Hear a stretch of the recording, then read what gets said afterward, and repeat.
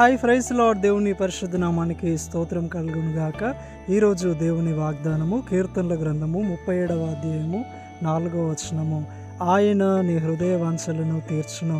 ఆమేన్. హల్లెలూయా. దేవుని యందు భయము భక్తి కలిగి జీవిస్తున్న సహోదరి సహోదరుడా, నీ జీవితంలో ప్రభు నాకు ఇలాంటి ఒక మినిస్ట్రీ ఉంటే బాగుండు, ఇలాంటి ఒక ఆరాధన చేసే ఒక కృప ఉంటే బాగుండు, ఇలాంటి ఒక అభిషేకం ఉంటే బాగుండు, నేను కూడా వాళ్ళలాగా వాడబడితే బాగుండు నీ సన్నిధానమందు.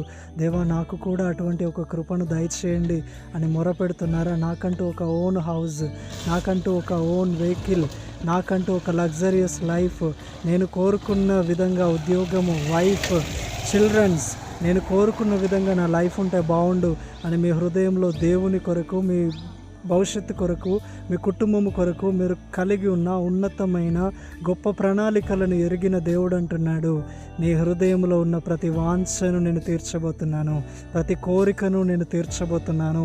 నీకు తోడుగా ఉంటున్న దేవుడను, నీ హృదయాంతరంగమును ఎరిగిన దేవుడను, నీవు నా యందు చూపుతున్న భయమును భక్తిని ఎరిగిన దేవుడను, నేను నిన్ను ప్రేమిస్తున్నాను, నేను నీకు మంచి తండ్రిగా ఉన్నాను. కాబట్టి ప్రభు అంటున్నాడు ఏంటంటే, నేను నీ హృదయ వాంఛను తీరుస్తానని.